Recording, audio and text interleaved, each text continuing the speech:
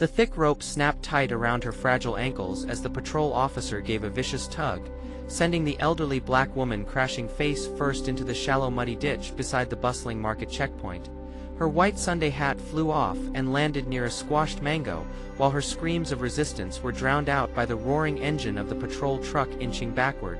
Tightening the rope with deliberate cruelty, market women shrieked. Some screamed for help, others froze in horror, while a few raised their phones to record the unfolding brutality. The old woman flailed her arms as her once clean purple wrapper soaked in thick brown sludge. Her silver-gray hair slapped against the wet dirt. One officer with a tight jaw and mirrored shades shouted, "You think you can disobey the police at your age?" As he pressed a boot onto her back, the other officer laughed, a deep, cruel laugh, and yanked the rope again, dragging her body through the mud like she was an abandoned sack of grain. Nearby, a teenage boy yelled, "She's an old woman. Stop that," and rushed toward them but was shoved hard into a pile of broken crates. A group of young men gathered shouting, "Video it! Post it online!" While an SUV with tinted windows pulled up slowly across the road, a sharply dressed man stepped out in disbelief and immediately pulled out his phone, recording as he walked toward the scene shouting, "What is going on here?" But the officer in sunglasses snapped back, "Step back! This doesn't concern you." And the other added, "She refused a search and resisted arrest. Now she's learning respect." But the man's eyes went wide as he recognized the face of the woman now smeared in mud, her gold necklace broken, and her hands trembling. He yelled, "Do you know who this is?" The officer sneered and said, "Some crazy grandma playing saint." But the suited man's voice thundered, "That's Mama Clara, the governor's mother." And silence hit the checkpoint like a lightning strike. The cop holding the rope dropped it like it burned his hand. The one with the boot on her back staggered away muttering, "No, no." But phones were still rolling, live streaming, as the market crowd erupted into stunned gasps. The woman slowly sat up and wiped her face with dignity, even as mud dripped from her fingers. She looked the stunned officers in the eyes and said calmly, "Now you know how your law sees even the mother of the man who signs your paycheck." And someone in the crowd shouted, "She's the governor's mother and you treated her like a dog." As sirens wailed in the distance and a second convoy of government vehicles approached, the man in the SUV rushed to help her up, calling out, "Madam, let's get you cleaned." But she waved him off and stood up on her own with her back straight and said, "No, let them see this, let the world see this, don't wipe it away." And the first officer, now trembling, whispered to his partner, "We're finished." The second said, "We didn't know. How could we have known?" But the truth settled around them like ash, because they never asked, they never cared to know who she was, just that she was black, elderly, and not obeying fast enough, and that was enough for them to dehumanize her, humiliate her, and drag her through filth. And now it was being broadcast live, dozens of streams showing her battered body rising from the ditch like justice itself unbent, her eyes filled not with tears but with fire. And the crowd that once watched now stood behind her. Market women stepped forward offering wrappers to cover her soaked clothes. A fruit seller lifted a broken bench for her to sit on, and the suited man whispered again, "We should get you inside."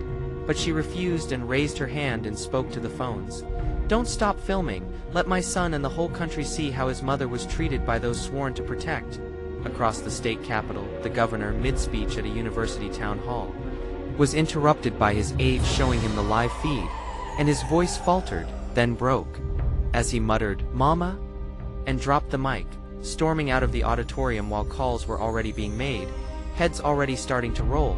The officers were surrounded and disarmed, their names and badge numbers taken down by the governor's chief of security, who arrived and looked them dead in the eyes, saying, "You attacked the wrong woman today."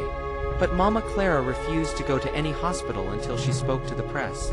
She stood in front of every camera that came, still covered in mud, still strong, and said, "This isn't just about me. It's about every black woman who's been disrespected, abused, silenced, or brutalized by those who think their badge makes them kings." And the video clip of her speech exploded online with hashtags like #Justice for Mama Clara, and #Black Mothers Matter, and #She is the Governor's Mother. News outlets scrambled to cover the story. The officers were suspended within hours and arrested by nightfall. But the real reckoning had just begun, because for every Mama Clara there were hundreds whose names were never known, who had no powerful son to avenge them, and she vowed to be their voice. She said, "We must clean this rot from the inside, not with anger but with truth and law." Her son, the governor, stood beside her the next day at a press conference with tears in his eyes, calling it the most shameful day of his administration and promising reforms starting from the precinct that did this. Protests erupted not in violence, but in powerful silence. People marching with banners showing her face, proud and muddy with the words, "Dignity cannot be dragged." And the officers' past records were reopened, revealing histories of excessive force and community complaints ignored.